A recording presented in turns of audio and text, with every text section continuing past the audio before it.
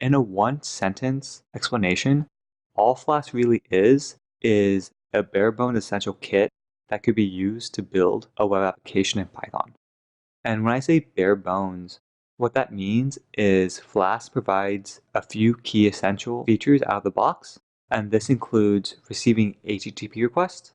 This also includes being able to route an HTTP request to a controller.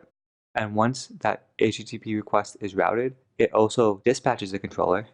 And once that controller is launched, it gives you the ability to return an HTTP response to the client. This is very abstract. What I'm going to do is break this down into actual code so you can concretely see what I'm referring to. Out of the box, you have a route to some endpoint. And in this example, this is an endpoint of books. And our clients are going to make a request to this endpoint.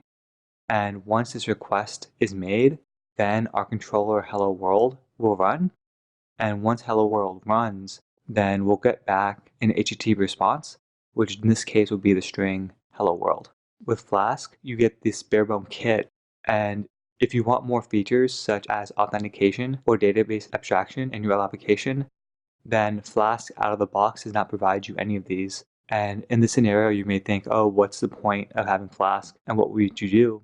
But what you have to realize is Flask has a plug-and-play model. With this plug-and-play model, you get this bare-bones essential kit, and you have the ability to extend on top of this bare-bones functionality and add to it. And Flask has an extension library, and you can add extensions as needed, such as authentication or database abstraction.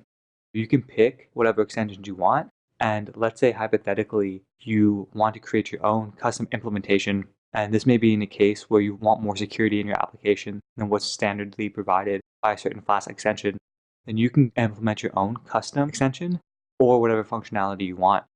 With this begs the question of comparing what Flask is as a micro framework to something like a full stack web framework like Django or Ruby on Rails. If you use one of these full stack frameworks, what's happening is you're getting the kitchen and the sink. Full stack web frameworks attempt to provide nearly everything that a developer could possibly need to build out a web application. And this ranges from authentication, authorization, database abstraction, being able to validate your inputs, to sanitize your inputs, template your engines, and right down to how the HTML is generated. You get everything.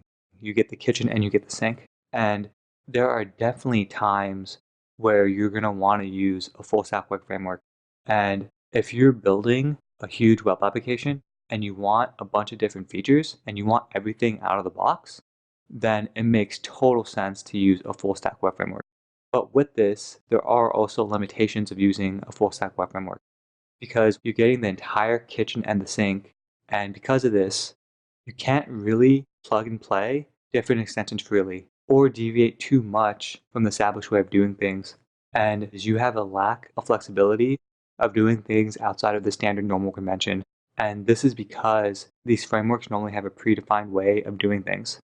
What you're getting with Flask is you're avoiding bloat to your web application, and you're going to avoid adding unnecessary and complicated code that you won't be using in the first place, or you may not be using. The big takeaway, if you only remember one thing from this video, then remember this. Flask is a micro framework, and it uses the Python programming language. And what Flask does is it gives you out of the box the ability to accept HTTP requests. Once you have these requests, it'll give you the ability to route these requests to a controller. And then once you do that, you can return a response back to the client. And because of this, Flask is very bare bones. And the end result of this is you're getting an excellent performance. And if you need any more functionality to Flask than what is built in, what you do is you add extensions to Flask on an a la carte basis, and you can only add what you need. And this is in direct contrast to most other frameworks that you're probably familiar with, where you get the kitchen and the sink. And with these full stack frameworks, such as Ruby on Rails, you don't have the option, if you have the kitchen and the sink, to change out the refrigerator.